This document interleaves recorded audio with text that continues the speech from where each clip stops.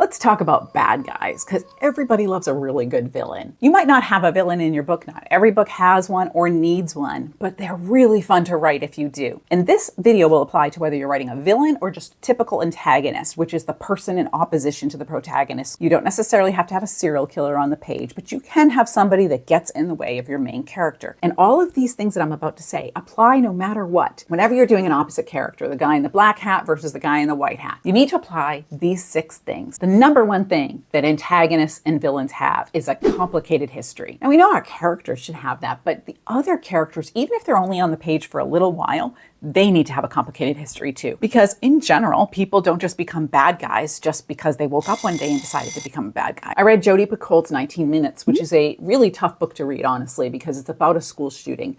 And she spends a good amount of time in the book showing the complicated history of the school shooter. It is a tough topic, and if that's sort of a trigger for you, I don't recommend reading it because it is a hard one to read. But I love that she delved into the history of that character so much so that you felt pain for him as well as anger at him. One of my favorite movies is Kingdom of Heaven because it shows both sides of the holy wars. When I was 16, I won a great victory.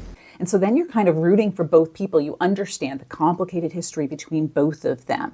Clint Eastwood did the same thing with Flags of Our Fathers and Heroes of Iwo Jima when he showed both sides of World War II in the battle against Japan. That makes you really root for everybody. And when you can get the reader to root for your villain, even though they know they shouldn't, that creates an interesting book. Number 2, they should have a believable motivation for what they're doing. That ties into their complicated history. So if you look at what they've got in their past and you know it, you don't have to put it all on the page, but you have to know it as the author, then you can understand why they would do these bad things that they do. Look at the really great villains in comic books and in movies and in books, like the Joker and the Sandman and Tony Soprano. They all have really strong motivations for what they do. Sit down.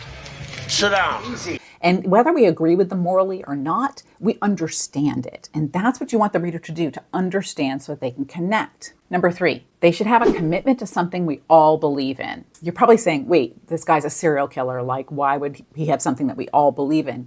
Well, most bad guys are committed to something that we all understand and support. Like Tony Soprano and Jax from Sons of Anarchy. They are super committed to family. Now, how they protect their family is a questionable choice. But because they are so committed to that, we really root for them to succeed, even though we know we probably shouldn't because they're bad guys.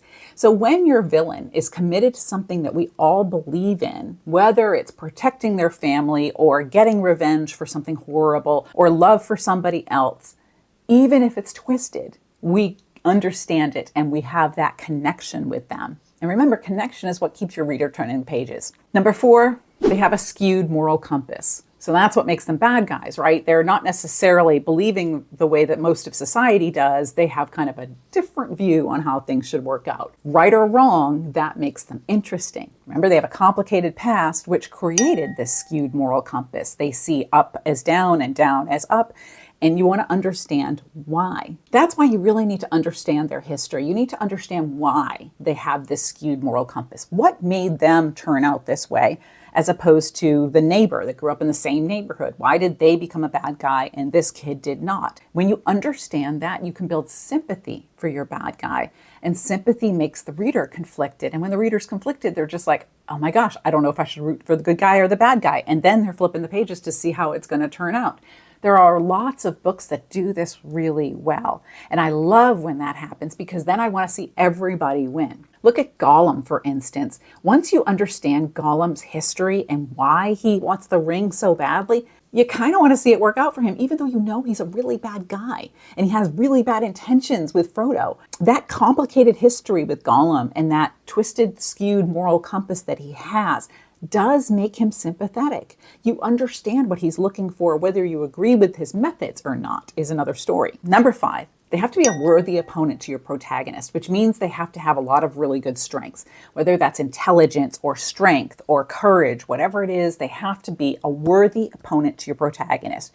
If they are too easy to knock down, if they're that 90-pound weakling on the beach and your muscle-bound hero just knocks them flat in 5 seconds, not interesting. Not a really good battle of wills. Look at Hannibal Lecter and Clarice. That is a really cool battle of 2 really intelligent people. And so you don't really know who's going to win. And you sort of feel a little bit of sympathy for Hannibal Lecter. I mean, he is in like a prison with like this big mask thing. until he escapes and does terrible things to other people. But that respect for his intelligence really creates a connection with the reader. But on the flip side of that is number 6. They have to have vulnerabilities. Every bad guy has some kind of vulnerability, whether it's a silver bullet or a cross or the sunlight for a vampire. All of those things gives the protagonist, the hero of the story, a way to battle and win. Now, the reader might not know what that is right away, and I kind of suggest keeping that hidden for a long time. When you watch A Quiet Place, you think that there's no way that they're going to figure out how to defeat these beasts in that movie. But then the one plot point that's in there, the deaf character, becomes a huge turning point for the entire plot. And so all of this stuff that you thought didn't have any connection with those creatures turns out to have something. And that creates the vulnerability that allows the heroes of the show to win against the creatures. You want to have something like that too for your villains. They have to have a vulnerability, some kind of a weakness that the hero can get against. Now, if you don't want it to work out and you want it to be a Hannibal Lecter type thing where the bad guy gets away at the end, then give him that vulnerability, but give him some kind of a strength to overcome whatever the hero does. Basically, the two have to be equally matched, the antagonist and the protagonist, the good guy and the bad guy. And if you really want to create strong male characters, I suggest watching this video here. It will give you the tips for what it makes a male character really work on the page and how to bring your male characters to life. If you want to create a worthy female character opponent, then watch this video because that talks about all of the elements of really strong female characters. Then you put them up against a worthy opponent and it creates a really interesting dynamic on the page.